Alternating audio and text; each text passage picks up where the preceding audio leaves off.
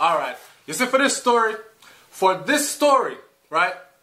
Me know that people are going to say, SouFLoTV, oh my God, man. You never have to load up the thing like that. You could have sweep it under the rug, man. You never have to load it up, so. I am using this story right here to segue into, or using this story right here to continue to talk about how we continue to make poor choices. Not influenced by poverty, but because of greed. Driven by greed and lust. Lust after material things. Greed. Greed meaning wanting to have so much more than we already have. And we're talking about people who have had opportunities provided to them. People who have used these opportunities and have gotten themselves places. Places that a lot of people haven't even had an opportunity to get a foot in the door of. And still, like for instance, remember, this is another story, you know, but this we're going to talk about first. Remember the air hostess, she was once a champion runner for Jamaica, right? She came to America, she became an air hostess, and with her job as an air hostess, she was able to travel to many places with, I believe it was American Airlines she was working for, one of these prominent airlines. Now, how many young women would love that opportunity? To dress up nice and neat, walk down the aisle and say, yo, put on your this and close that and we will be landing shortly. Walk up and down the aisle and need something to drink, sir. Get a fat paycheck and you're traveling city to city, state to state.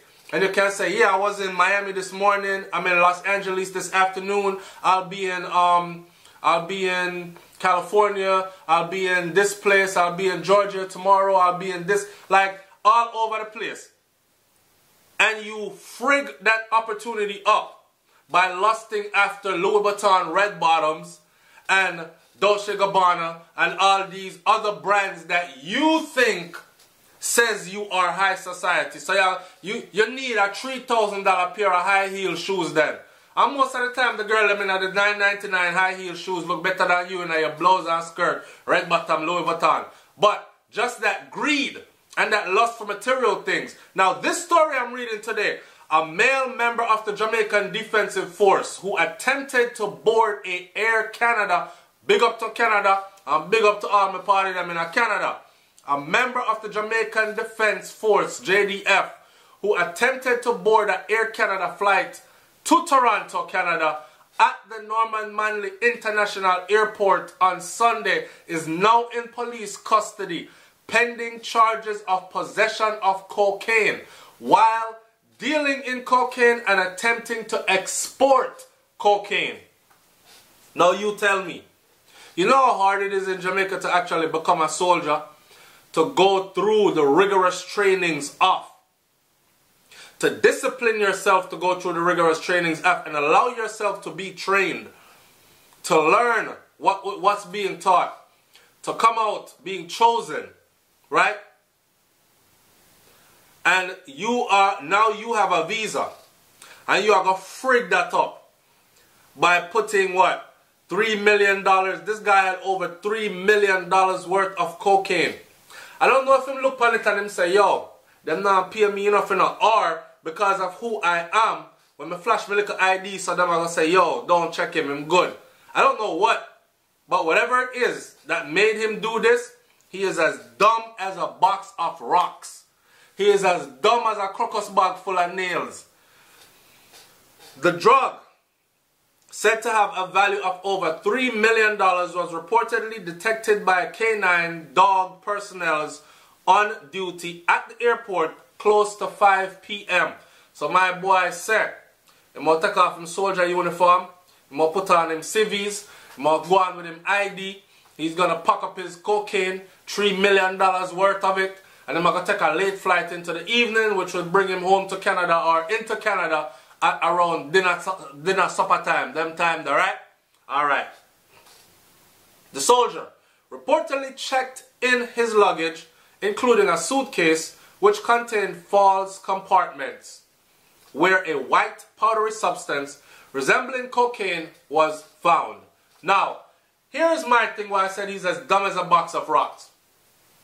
In 2017, you really want to tell me that you are so your intelligence low.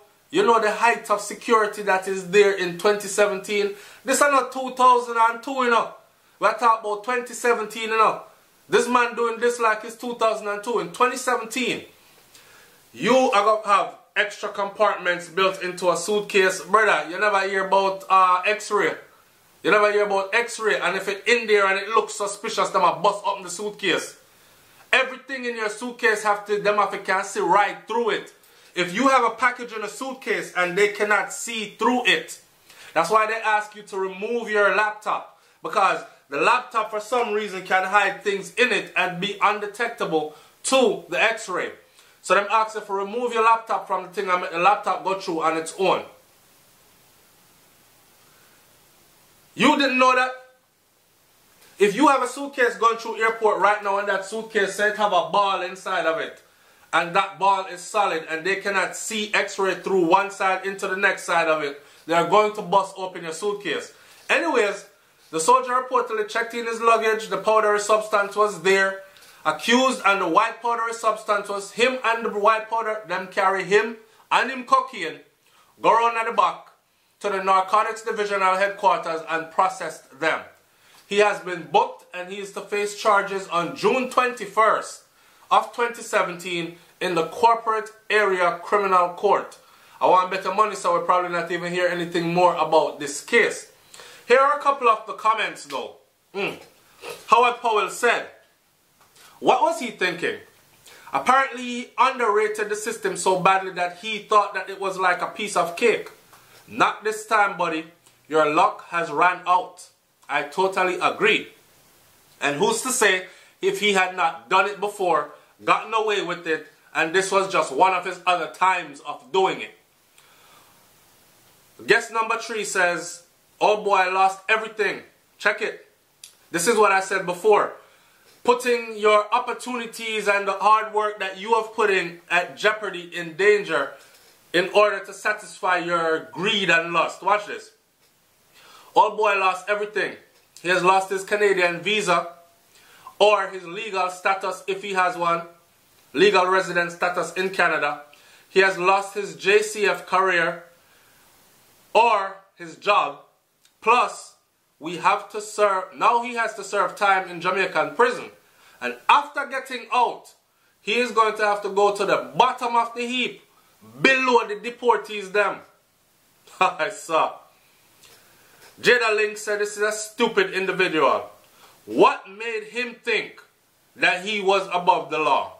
I don't think he was above the law, you know. I think he thought that he could actually get away with it.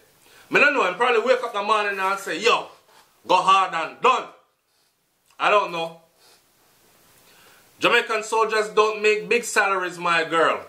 Guest number 3 says. With that said, there is no, I'm glad you cleared that up. With that said, there is no excuse for this person to attempt to move cocaine from Jamaica to Canada.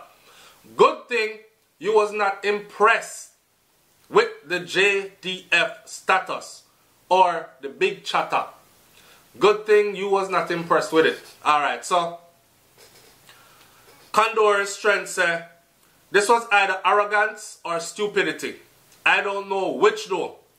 People put cocaine in clock, shoes, in their anuses, in a wood, and in so many other things, and still get caught, much less. And yet, this man thinks, by putting it in one of the most obvious places of all, that he would get away. Clearly, he underestimated the system. Now that me say clearly I underestimate the system, or his intelligence is low as hell. But how can his intelligence be low if he had actually made it through and selection for JDF? My father is retired from JDF as from the JDF as an intelligence officer. So I speak highly of the JDF when I speak of them, right? Now, if you say this brother represent the JDF in such a manner, think about it. This makes even Canadian officials look at us in even a scrutinous way now, because now they're going to be saying we can't put nothing past none of them. Not even the law enforcement officers coming out of Jamaica we cannot trust. So you know, so what? everybody will get checked now. He will claim he was trying to attain. Well, so was the narcotics K9 who sniff out the cocaine in your check-in luggage. Good riddance for the JDF and Jamaica.